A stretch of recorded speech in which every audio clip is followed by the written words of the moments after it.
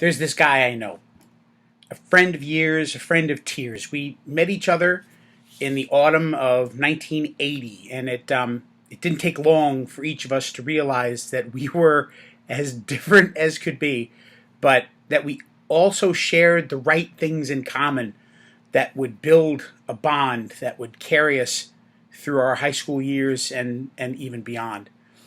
In more ways than just the obvious, he was the Laurel to my Hardy, the Abbott to my Costello, the Martin to my Lewis. Even more, though, he was the strong and steady counsel that sat on my shoulder to tell me in times where it was needed, this far but no farther.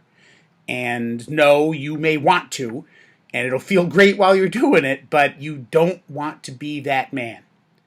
There was an innate calm center to the man, even then. In the midst of chaos, he was a walking, talking eye of a hurricane. Amidst all of our differences, there were the things that bound us and still bind us. A love of God, a love of our school, a love of competition, and a desire to serve others as a testimony to our faith in all of the above.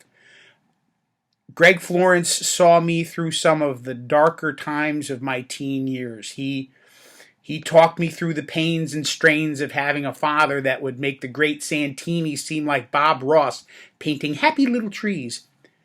He saw in me the things that I wasn't really allowed at the time to see in myself. That I was good enough, that I would succeed, that I would extend well beyond the strictures of what tied me down and would rise above the label that gets marked as a figurative epitaph on far too many gravestones of American youth.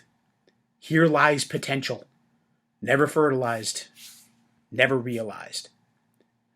We went our separate ways after high school, but stayed in contact by something you kids might have heard about in history books: letters.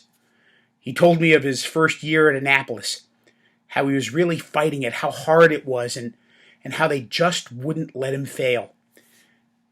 I read these letters from where I was in Dallas, and I knew he would rise just as he told me I would, because this was yet another thing that we shared. Failure is never an option. Over the years, distance and time and the rigors of life and family have kept us apart. But in the intervening time, those qualities I mentioned above that we shared became fully realized in who we are and what we do. Not just because they were tended to by good farmers, but by our own hands as well. As anyone 30 years ago who knew us could have foreseen, we would both end up growing up to serve. Although my 25 years as a Sixth Amendment vocationist and civil rights educator and advocate pales in comparison to the depth of service Greg Florence performed for this nation that we both cherish in his decades with the United States Navy and beyond. The bottom line of all of this, here's what I love. When people ask me, or even if they don't, I get to tell people that I have a friend who is an honest-to-God American hero.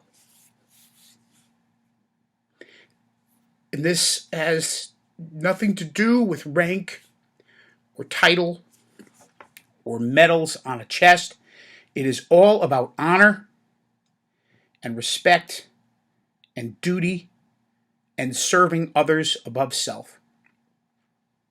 My dad coached for years, and he would talk about the kind of player that he was looking for, and he didn't always go for the most talented guy. What he wanted was two things. One, somebody who would rather eat dirt than lose.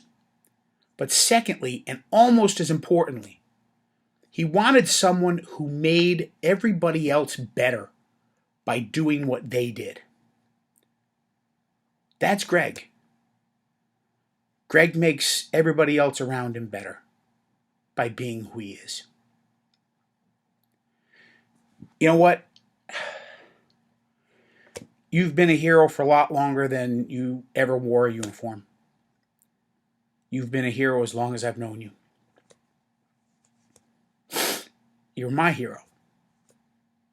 So, happiest of birthdays to an American hero, my friend of years.